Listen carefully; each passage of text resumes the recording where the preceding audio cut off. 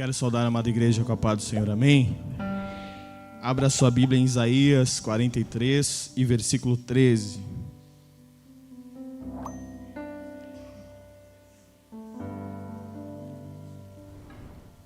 Porque grande és tu, maravilhas fazes tu. Você me ajuda?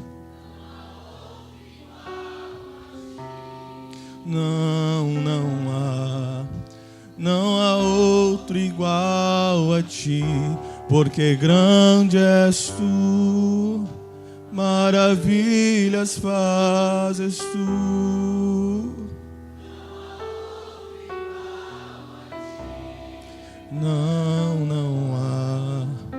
Não há outro igual a ti. Você pode olhar para quem está do seu lado e dizer: ele não mudou. Ele permanece o mesmo.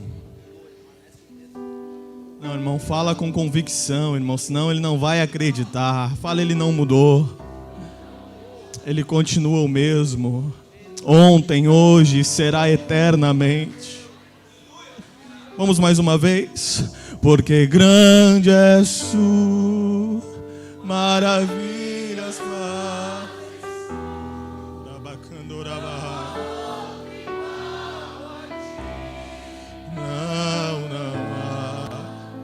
Não há outro igual a ti, porque grande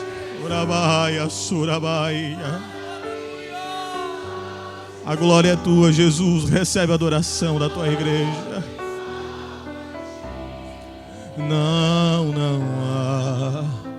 Não há outro igual a ti. Quem achou, diga amém. Ainda antes que houvesse dia, eu sou, e ninguém há que possa fazer escapar das minhas mãos. Operando eu, quem impedirá? Você pode se assentar adorando ao Senhor nessa noite. Eu quero louvar a Deus por esta rica e bendita oportunidade, dizer que meu coração está alegre, está transbordando de alegria. E ainda hoje pela manhã, quando eu vi a mensagem do pastor, eu li na cama ainda, e eu olhei para minha esposa e falei: mas amor, eu estou de férias. Aí ela brincou: é amor, fala para o pastor que tu está de férias. Eu falei: não, mas de Jesus ninguém tira férias, amor. De Deus não dá para tirar férias. E para mim é sempre um prazer estar no altar. É sempre uma honra. Lá em casa está uma bênção, gente. Toda noite tem vigília. E o culto é bem pentecostal. Eu e a Tainara fica na intercessão e a Antonella no louvor. Canta que é uma bênção. Mas nós estamos felizes, gratos a Deus por estar vivendo esse momento tão maravilhoso. E eu louvo ao Senhor por estar aqui nessa noite. Elas ainda estão por casa, é recém-nascido, tem que ter um pouquinho mais de cuidado. Mas daqui a pouco ela está aí cultuando com a gente também. Obrigado, pastor, pela oportunidade, pela confiança. E eu tenho por certo que Deus tem algo para nós nessa noite. Eu pedi para o Senhor uma palavra e Ele me deu. É uma palavra bem simples, vou entregar sem rodeio, que nem dizem por aí. Não vai ter firula, mas eu creio que se você entender o que Deus quer transmitir aqui nessa noite através da minha vida, eu creio que você vai sair daqui abençoado. Amém? Quando eu olho para esse versículo, a primeira coisa que ele fala ao meu coração é sobre o poder e a soberania de Deus. Aliás, quando eu começo a olhar para o texto em si, dessas 3 frases, mas que carregam muito peso nelas, eu começo a meditar no poder da palavra que vem da boca de Deus. Ainda hoje pela manhã, pastor Disseu, eu lia uma passagem ali de 2 Reis, ou 1 Reis, eu não lembro muito bem, em que o rei Acabe, ele olha pela janela do seu castelo e ele vê uma vinha. E ele diz para si mesmo: eu quero essa vinha para mim. A Bíblia diz que ele vai até lá e ele acha o dono da vinha, que se chama Nabote. Nesse momento, Acabe ele faz uma proposta para Nabote. olha, eu te dou outra vinha melhor do que essa, ou te pago o valor dessa em dinheiro, mas eu quero a sua vinha. Nabote, ele é super sincero com o rei, dizendo: rei, isso aqui é herança dos meus pais. Eu não vou dividir contigo aquilo que os meus pais me deram. O rei volta para casa triste, e ele cometeu o grave erro de casar com uma mulher que não temia Deus, chamada Jezabel. E ela vê que o seu marido está insatisfeito porque não comprou aquela vinha, então ela vai até os nobres do palácio, que também eram corrompidos, e levanta uma calúnia contra aquele homem. A Bíblia diz que aquele homem é caluniado, julgado por uma calúnia e morto. Após esse crime que esse casal faz, lembrando que Acabe é rei de Israel, a Bíblia diz que agora Acabe vai lá e toma a vinha para si. Na mesma hora, Deus, ele aciona o seu profeta Elias, e Elias vai até Acabe e confronta Acabe, e comunica a Acabe que Deus viu e que a sentença virá. Acabe, apesar de ser insensato, parece que naquele momento foi visitado por um momento de sensatez. E a Bíblia diz que ele vai até o seu quarto, troca de roupa, bota pano de saco, cinza, e começa a se humilhar diante do Senhor. Aí a Bíblia diz que o Senhor, ele olha para Acabe, vendo que era um arrependimento momentâneo, mas permite que ele viva um pouco mais. Alguns anos se passam e agora Acabe decide ir à guerra, junto com Josafá. Mas os dois reis, antes de irem para a guerra, começam a se perguntar se vale a pena ir para a guerra. E eles começam a pedir para alguns profetas deles profetizarem, para ver se Deus iria com eles para a guerra. Todos os profetas do rei naquele momento começam a profetizar bênção para Acabe. Só que Acabe e Josafá não se convencem, e eles pedem para buscarem um homem de Deus de verdade, para profetizar aquilo que Deus realmente pensava sobre aquilo. E a Bíblia diz que mandam chamar Micaías. Micaías era aquele tipo de homem que nem sempre era convidado para pregar, porque a mensagem era muito dura, mas quando ele abria a boca era Deus falando na terra. A Bíblia diz que esse homem vai até o rei Acabe, e o rei Acabe pergunta para ele, e ele responde: o rei Acabe, não vai para a guerra, porque Deus não será contigo. E aliás, se tu for lá, tu vai morrer, tu não vai voltar da guerra. A Bíblia diz que o rei fica tão irado, que manda prender Micaías. Só que Micaías, antes de ser preso, ele fala: se tu voltar da guerra, Deus não falou na minha boca.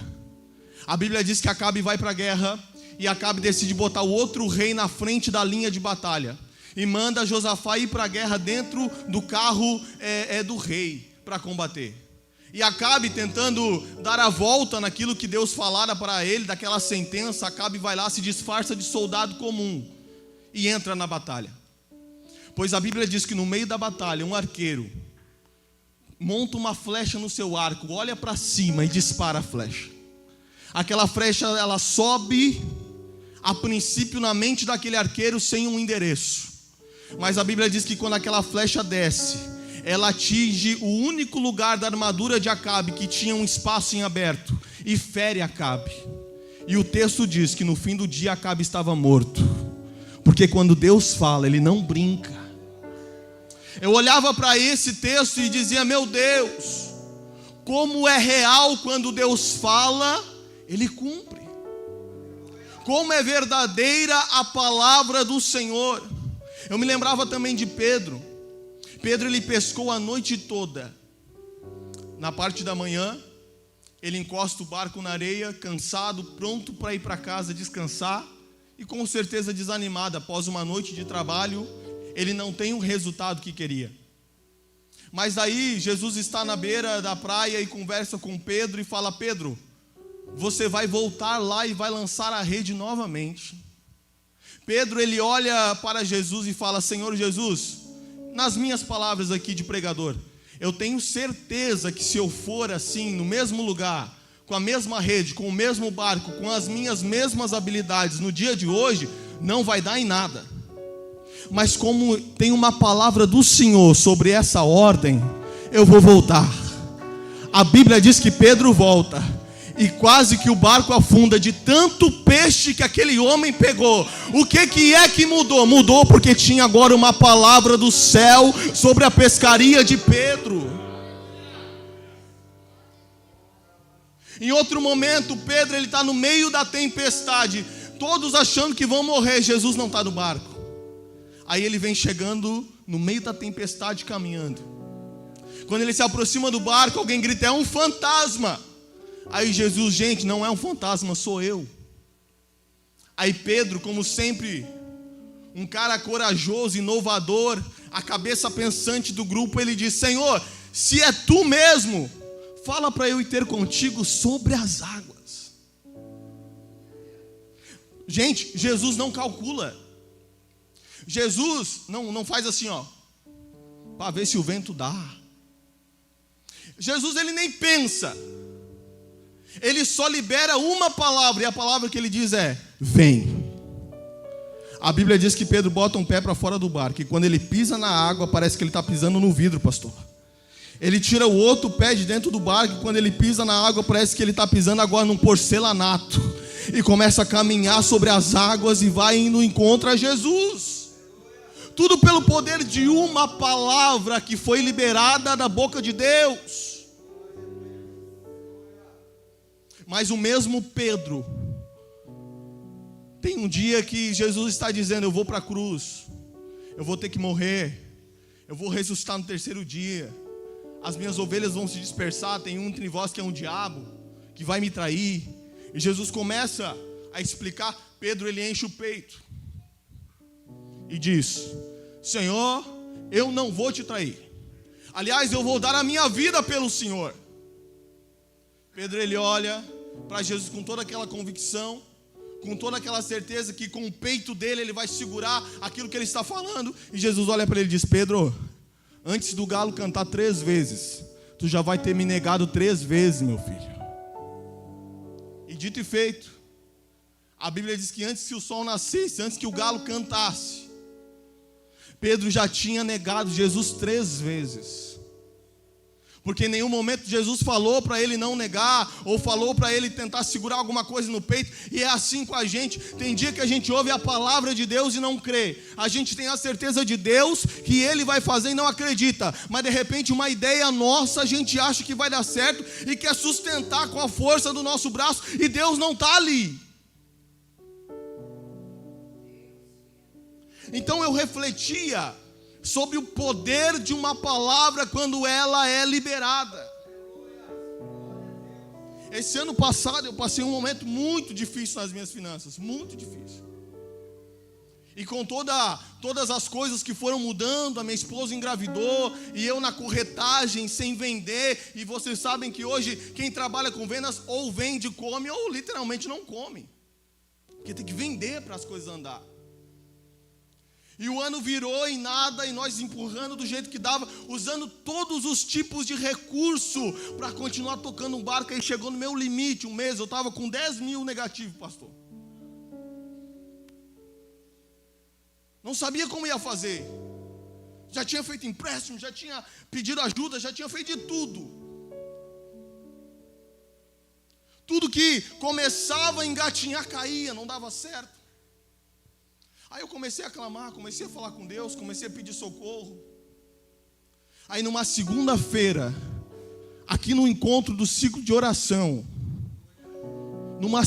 eu vou repetir, porque o congresso dessas mulheres maravilhosas está chegando, e isso aqui vai impulsionar a tua fé para se mover e ajudar o departamento. Numa segunda-feira aqui, junto com as mulheres intercessoras, tinha pregado aqui, tinha sido uma bênção. Eu estava desligando o som, a irmã Loreni me abraçou aqui no som, e ela lança uma palavra, ela fala: Tiago, Deus me mandou te dizer que ainda essa semana Ele vai te socorrer com algo que você está pedindo. Sabe por quê, pastor? Porque tem gente que despreza as pequenas reuniões, tem gente que não prioriza os pequenos encontros, mas neles Deus também está. E eu tenho mais uma notícia para você: na Adonai também tem profeta que profetiza e acontece. Pastor, dito e feito, na sexta-feira eu visitei um apartamento, deu 30 dias, eu fiz a venda.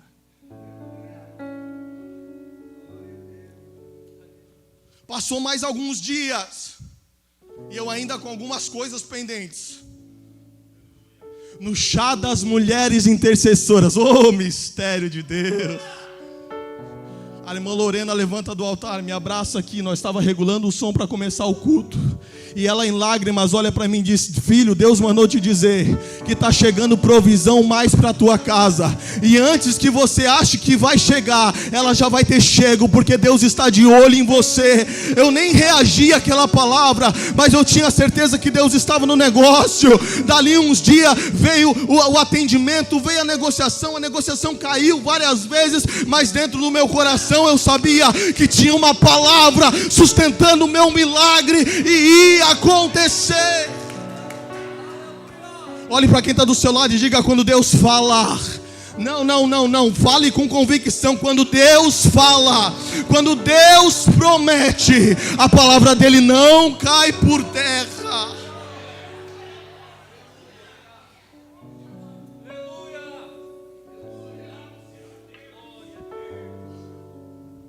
Diga para esse crente do teu lado: você só precisa de uma palavra. Você só precisa de uma palavra dele. Aí eu olhando para a Bíblia hoje e pensando: Deus, como é que eu transmito isso para a igreja? Como é que eu passo esse recado que quando o Senhor entra em ação, não há nada que possa impedir? Aí Deus me levou para Isaías 42. Isaías é considerado uma mini Bíblia, ou a Bíblia do Antigo Testamento. É um livro considerado livro messiânico, porque é o livro que mais fala e que mais conteúdo profético se tem da pessoa de Jesus, da pessoa do Messias. A partir do versículo 40, do capítulo 40, melhor dizendo, o texto bíblico, o conteúdo profético é sobre a restauração de Israel. Repita comigo, diga: restauração. Mais forte: restauração de Israel. Quando nós chegamos no capítulo 42, em algumas Bíblias, a epígrafe diz: só Deus salva Israel. Em outras diz: Deus, o único Salvador de Israel.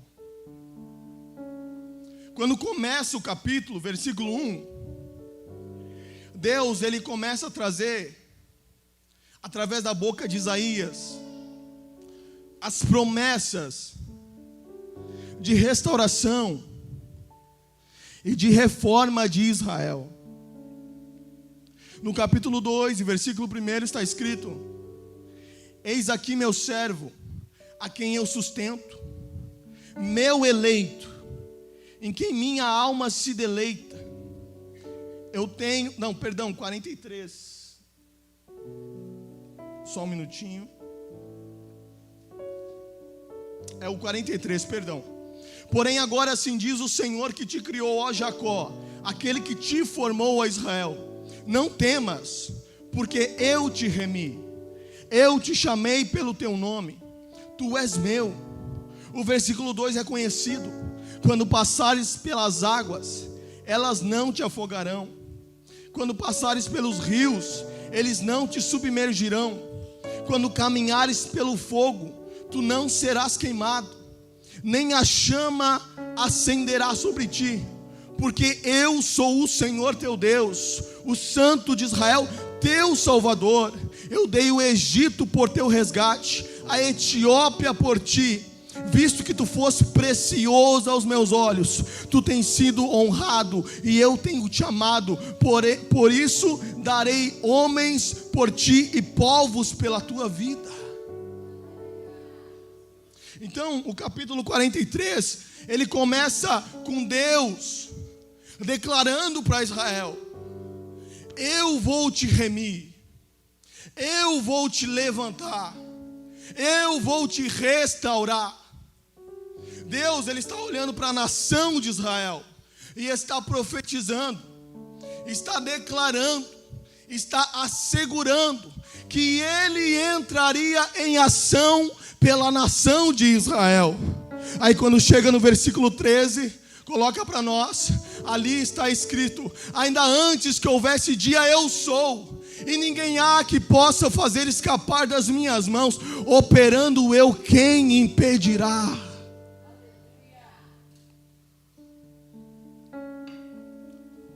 Só que esse texto tem um detalhe, porque quando a gente lê o versículo 13, pastor, a impressão que dá é que Israel está prostrada em adoração ao Senhor. Quando a gente lê o versículo 13, a impressão que dá, vamos trazer para os nossos dias, é que Israel está orando, jejuando, lendo a palavra, fazendo campanha, indo para a vigília, indo para o culto, indo até para a tarde da bênção. A impressão, quando a gente lê o versículo 13, é que Israel está se humilhando e buscando isso em Deus. Mas essa não é a realidade. No contexto em que Isaías escreve aqui, a nação de Israel, ela está totalmente quebrada. Ela está totalmente apóstata. Nesse contexto aqui, a nação de Israel está em pecado. Voltou os seus corações para os ídolos e para os deuses babilônicos. Nesse contexto aqui, Israel, trazendo para os dias de hoje, está desviado lá na discoteca, dançando, bebendo e fazendo outras coisas. Aí quando eu li isso aqui, eu fui para o estudo. E eu entendi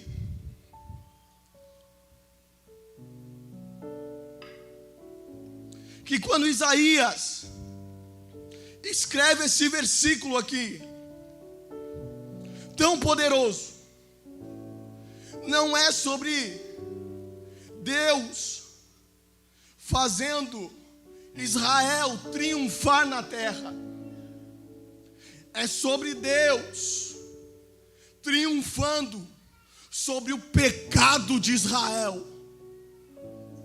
Não, você não entendeu. Esse texto aqui não é sobre um milagre, sobre uma vitória que Israel estava buscando, porque aqui Israel estava caído, aqui Israel estava em adoração a outros deuses. Por isso esse texto aqui é Deus falando para Israel: vocês estão na lama, vocês não estão na minha presença, vocês estão afastados de mim, vocês não fazem o que eu peço, vocês não estão me adorando como eu gostaria. Porém, mesmo assim, eu vou entrar em ação, porque eu escolhi vocês, eu amei vocês, e eu não deixarei vocês nessa posição. Bota o 23 e o 24 para mim, o 23 e o 24. Olha como é que Deus descreve a nação de Israel: não me trouxestes gado miúdo nos teus holocaustos, não me honraste com sacrifício, não te fiz servir com ofertas, nem te fadiguei com incenso. 24. Não me compraste por dinheiro cana aromática, nem com a gordura dos teus sacrifícios me enchestes, mas me destes trabalho com os teus pecados e me cansastes com as tuas maldades. Olha o 25. Eu mesmo sou o que apaga as tuas transgressões por amor de mim, e dos teus pecados não me lembro.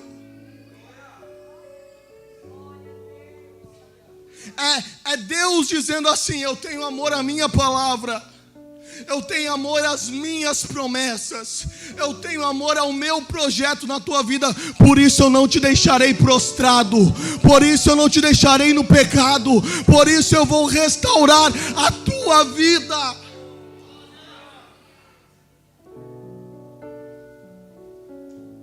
Mas aí quando a gente olha para o versículo 13, Deus ele está gritando algo. E aí Deus me deu uma frase. Porque o texto diz, 13 por favor. Ainda antes que houvesse dia, eu sou. Ele está dizendo quem ele é. Onisciente, onipotente, onipresente, criador de todas as coisas, o Senhor dos senhores, os Deus dos deuses, o Rei dos reis, o Alfa, o Ômega, o princípio, o fim. Ele é tudo. Aí na sequência ele diz, ninguém há que possa fazer escapar das minhas mãos.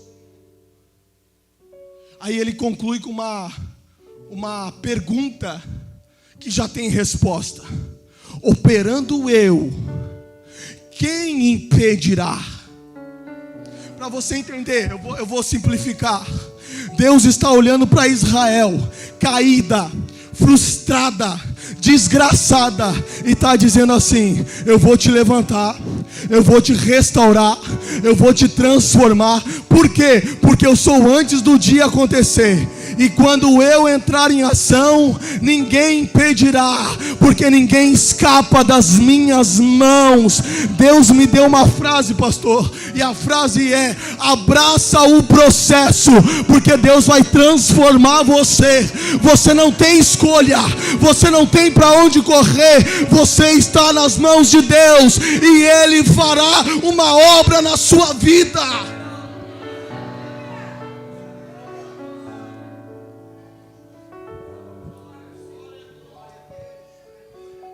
Sabe, eu vim pregar nessa noite para alguém que está caído.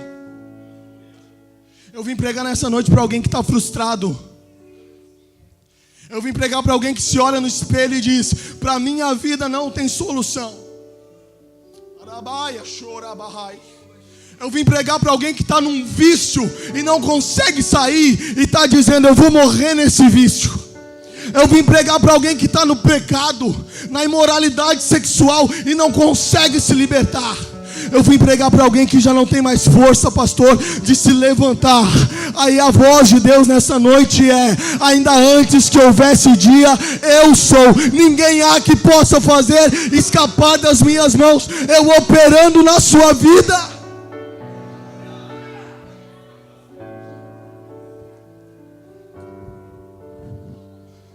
Mas Tiago, eu pequei muito, tu não tem noção. Eu não tenho, mas Ele tem. E Ele está dizendo: você está na minha mão, e dela você não sai. Mas Tiago, eu estou no vício faz anos e não consigo me libertar. O que eu faço? Não faz nada, só permanece no centro da vontade dEle, porque você está nas mãos dEle. E quando Ele começar a operar, ninguém pode parar o que Ele vai fazer. Mas Tiago, eu não tenho mais esperança de cumprir o chamado que Deus tem na minha vida. Você não tem, mas Ele que é o oleiro. Aleluia. Jeremias 18, o vaso se quebra na mão de Deus. Alguém olha para os cacos e diz: joga fora, Deus. Não tem mais esperança, não tem mais expectativa. Mas Deus está dizendo: para o homem os cacos não servem para nada, mas na minha mão eu refaço dos cacos um vaso novo e transformo em alguém que eu vou honrar na minha presença. Arabaxorabai.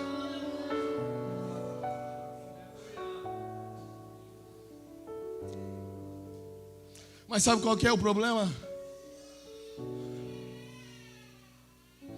O problema é que ele diz assim: você está na minha mão. Você está na minha mão. Eu te cerquei. O Novo Testamento diz que Ele nos comprou. Olha para quem está do seu lado e diga: você tem dono. E quem tem dono não se manda.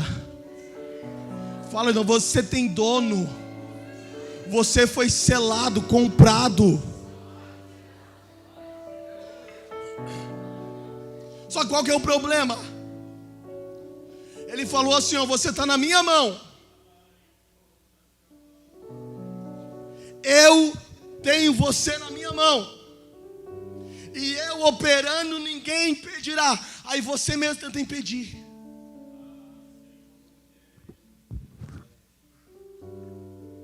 Ele fala: vai para a esquerda. E você, eu vou para a direita. Ele fala, fica, e você avança. Ele fala, caminha, e você diz, vou parar.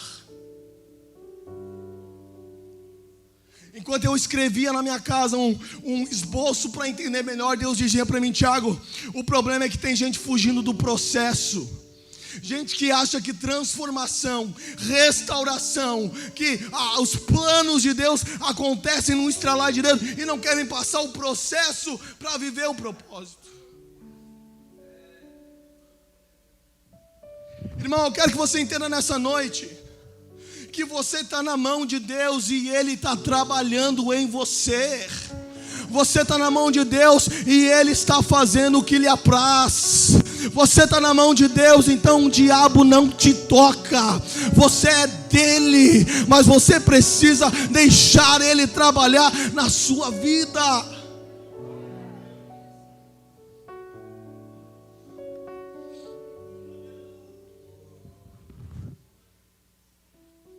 O nosso problema é que a gente se esquece muito do que Deus já fez. A gente se esquece muito do que Deus prometeu. Eu meditava sobre Elias. Elias é um cara estranho, gente. Porque primeiro Elias chega para o rei, bate no peito e diz, segundo a minha palavra, não vai chover por tantos anos. Deus vai lá e assina embaixo. Seca. 3 anos e meio, né? 3 anos e meio de seca. Aí o povo vai lá, começa a reclamar. Ele vai lá, fala com a cara. Então bora fazer um desafio no Monte Carmelo, para ver quem que é o Deus de verdade, se é Baal ou se é Jeová. Aí vai lá Elias. Os profetas de Baal estão em 400 homens no monte, se cortando e cultuando, e Elias até debocha dos caras. Elias vai para eles e diz, ei, grita mais alto que eu acho que o Deus de vocês é surdo. Ele debocha. Nada acontece, ele vai lá, repara o altar, joga água à vontade, faz uma oração e desce fogo do céu. Queima tudo, consome o sacrifício, é uma bênção. Para completar, ele pega os 400 profetas de Baal, leva para o rio e passa a espada em todo mundo, mata todo mundo. Aí só para fechar com chave de ouro, para a nação e ele mesmo entender que Deus está com ele, ele pega um moço e diz, vai no monte 7 vezes. O moço vai. Na 7ª ele volta. Elias, tem uma nuvem saindo lá do meio do mar, do tamanho da mão de um homem, bem pequenininha. Se fosse hoje, ele ia dizer, manda um WhatsApp para Acabe e avisa para ele que vai chover muito. Dá uns dias ali, irmão, cai uma grande chuva. Imagina nós, pastor, com um ministério desse. Imagina nós chegar lá no STF, se não mudar nada, 4 anos sem chuva, e ficar 4 anos sem chover. Eu quero ver o juiz não retroceder. Eu quero ver o fulano não ir preso. Imagina um ministério desse, pastor. Pensa na proporção disso. Mas aí vem a mulher de Acabe, Jezabel, pega uma cartinha, manda para Elias dizendo, eu vou te matar amanhã. Aí o que o profeta de Deus faz? É tomado por medo. Aleluia. E a Bíblia diz que com aquele medo ele foge para o deserto. Aí ele encontra uma arvorezinha pequenininha chamada zimbro, se encosta debaixo dela e diz, eu não sou melhor que os meus pais, eu quero morrer. Olha o que o medo faz com alguém. Viveu tantas coisas com Deus, experimentou da glória, experimentou milagres, experimentou coisas grandes com Deus, mas agora o medo paralisa Elias.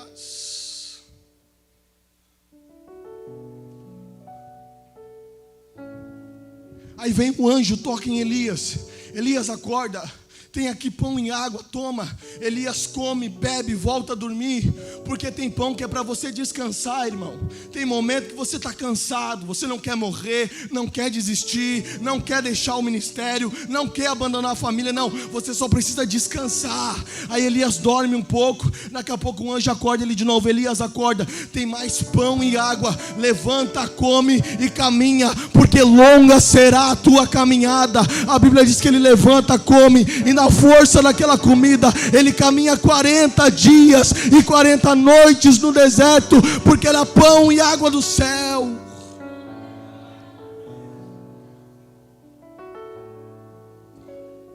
Aí ele vai para uma caverna, Monte Horebe, e se esconde lá. Passa os dias, e Deus vem e fala com ele: o que fazes aqui, Elias? Esse Deus é tão maravilhoso, pastor, que ele podia falar assim, ó: Elias, tá fazendo o que aí? Ou seja, Elias lá e Deus aqui. Mas não, porque o mesmo Deus que estava com Elias no monte é o mesmo Deus que está com Elias na caverna também. Aí ele fala: Elias, o que fazes aqui? Ou seja, tu se escondeu com medo, tu fugiu, tu correu, está pensando em desistir, mas eu ainda estou aqui contigo. Dentro da caverna eu não te abandonei. O que fazes aqui, Elias? Aí Elias quer ouvir a voz de Deus. Aí ele vem na porta da caverna e começa a prestar atenção, porque ele quer ouvir a voz de Deus. Aí primeiro vem um vento, Deus não está no vento. Depois vem um terremoto, Deus não está no terremoto. Depois vem um fogo, Deus não está no fogo. Aí daqui a pouco sopra uma brisa bem suave dentro da caverna, envolve Elias, e a voz de Deus de novo: Elias, o que tu fazes aqui, Elias? Ei, Elias, faz o seguinte, sai daí, porque eu tenho mais trabalho para você. A tua história não chegou no fim. Eu ainda tenho algo da minha parte para fazer, receber e fazer. Eu não sei se você quer, mas se você puder, levante a sua mão que eu quero profetizar. Teve gente que entrou aqui dizendo: esse ano eu vou parar, esse ano eu desisto, esse ano eu entro numa caverna e não saio. Mas eu quero te dizer, você, assim como Elias, está na mão de Deus, e Ele fazendo, ninguém pode impedir. Aleluia.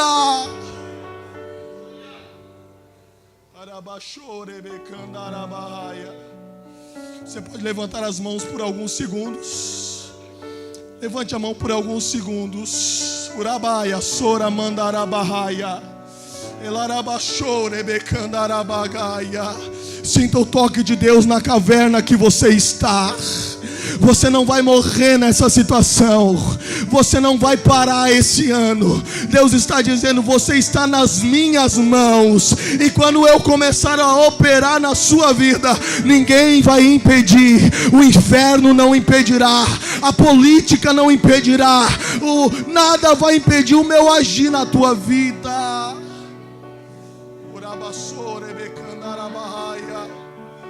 Se coloque de pé em nome de Jesus. Eu não vou além. A mensagem de Deus é essa. Você está nas mãos dEle, e Ele não vai ser impedido por ninguém.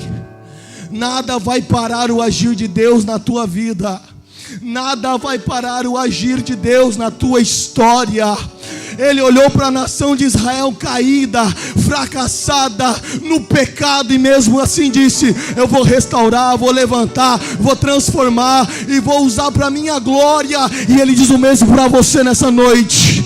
Não importa a forma que você chegou aqui, mas Deus está entrando com providência na tua situação. Ele não vai te deixar morrer nessa caverna, e nem vai te deixar nesse lodo.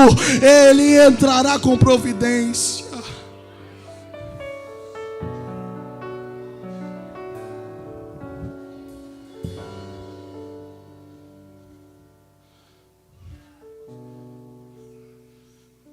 quero te fazer uma pergunta.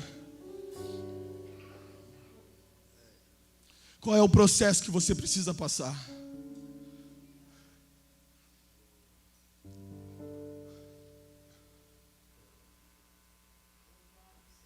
Nós olhamos tanto para onde nós estávamos e para onde nós estamos hoje e achamos muitas vezes que já está bom,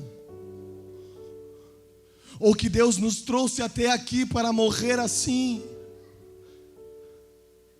Deus já te tirou do mundo, já te trouxe para cá, já restaurou teu casamento, já te deu filho, já está restaurando a tua casa, está curando as tuas finanças, está trabalhando no meio dos teus, está te libertando dia após dia do pecado, dos vícios, daquilo que lá fora você não tinha força para soltar, e agora você diz: eu vou morrer aqui, eu vou parar aqui. Não é isso que Deus quer. Deus está dizendo: eu preciso que você abrace o processo nessa noite.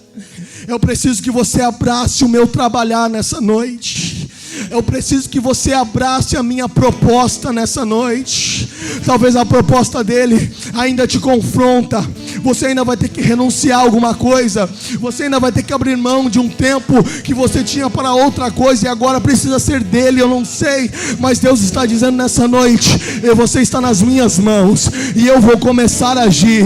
E o meu convite é para você: abraça o processo, porque tem transformação chegando para a tua vida.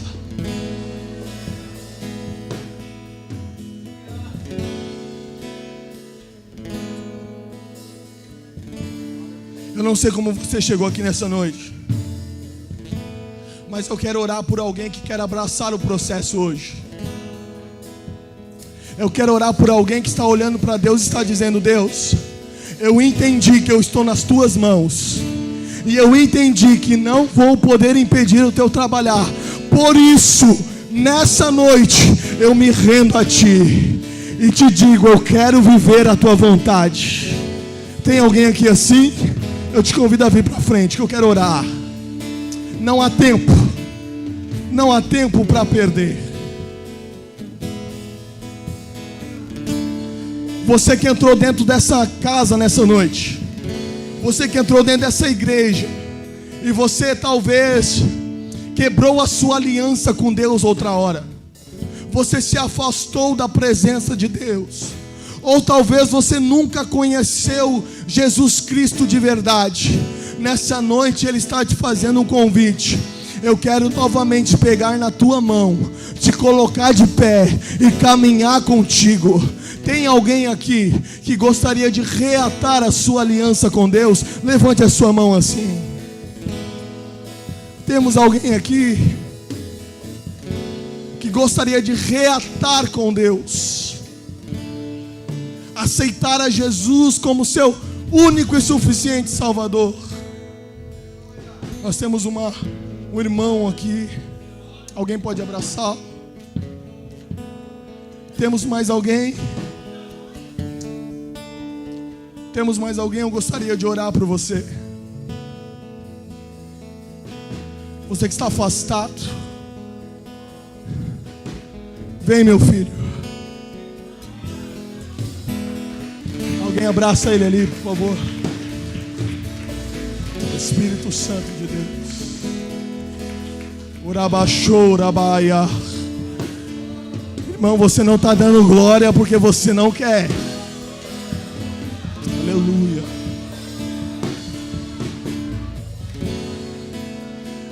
Feche os seus olhos, erga as suas mãos aos céus.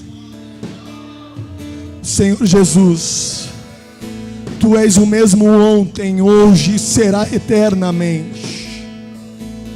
Neste momento, Pai, nós Te rendemos adoração, pois nós reconhecemos que Tu és o único Deus e o verdadeiro Senhor das nossas vidas.